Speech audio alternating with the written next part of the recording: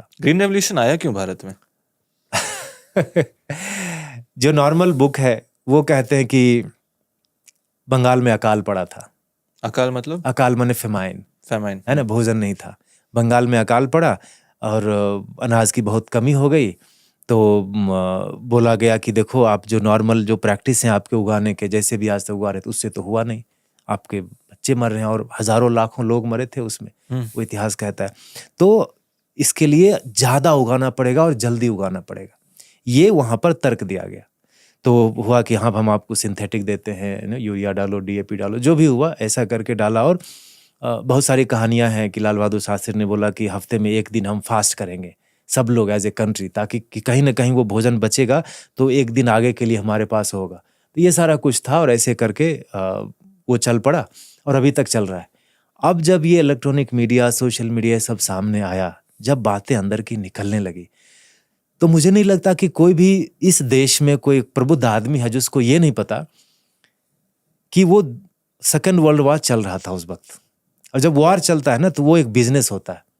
तो कुछ लोग चाहते हैं कि वॉर बंद हो और उससे ज्यादा लोग चाहते हैं कि वॉर बंद नहीं हो। उसमें कफन बिकता है, खून बिकता है, petrol, arms, ammunition, food, everything बिकता है, बड़ा बिजनेस हो। इसलिए देखो दुनिया में कहीं ना कहीं वॉर चलता ही रहेगा या उसकी तैयारी होती रहेगी, पुश करेंगे इधर उधर ग्लोबली वो। अब वहाँ जो बंगाल में जो भी भोजन था या भारत में जो अनाज था, सारा का सारा अनाज वर्ल्ड वॉर 2 के सिपाही को वहां पर पहुंचा दिया गया। क्या बात कर रहे हैं? और लिखा हुआ है किताब में कि you guys are breeding like creepers, you are worth dying. अब बंगाल में अकाल, तुम सोचो कि जैसे बेंगलोर में बारिश का जो भी हाल है 2-3 साल से, वो रिपीट हो रहा है ना। अभी गर्मी देखो कितनी बढ़ गई। वन ऑफ चीजें प्रकृति में नहीं होती। बंगाल एक ऐसी जगह है जो कहते हैं गैंजेटिक प्लेन है।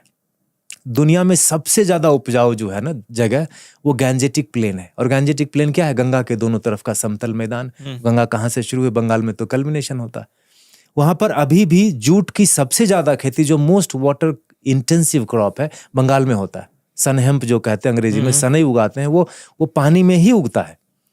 बंगाल में अभी भी ट्रेन से जाओ तो हावड़ा पहुंचने से पहले आप किसी भी तरफ से आ रहे हो, साउथ से या वेस्ट से, every 2-3 kilometre you will find A pond.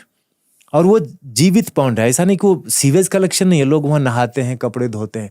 जहाँ पानी इतना ज्यादा हो, जहाँ हुगली नदी है, गंगा नदी है, बगल में समुद्र है, वहाँ पानी की कमी हो जाएगी। अकाल माने वही होता है। खेती कब नहीं होगी? खेती तब नहीं होगी जब पानी का एक बूंद उपलब्ध नहीं होगा।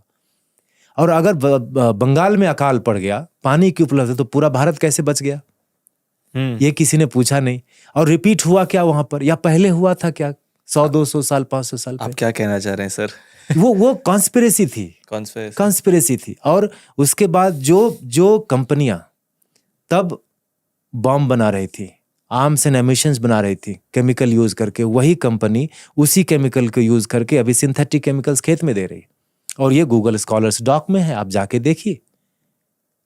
कंपनियों ने नाम नहीं बदला है। एक सेकंड, आप कह रहे हैं जो केमिकल का इस्तेमाल बॉम्ब बनाने में किया जाता था, लड़ाई में जो यूज होता था, वही केमिकल्स जो बच के जब वर्ल्ड वॉर 2 बंद हुआ, हाउएवर जब बंद हो गया, वही केमिकल से अभी ये सारा चीज बना के हमको खेतों में डाला जा रहा है। तो अनाज पूरा बाहर भेज दिया तो फेमाइन क्रिएट हो गया, लोग मरने लगे। उसके फोटोज अभी भी सरफेस होते रहते हैं कि लोगों के शरीर में सारी हड्डियां हैं, तो कोई अजीब अजीब तरह के। तो ये ग्रीन रिवॉल्यूशन का हार्श रियलिटी है।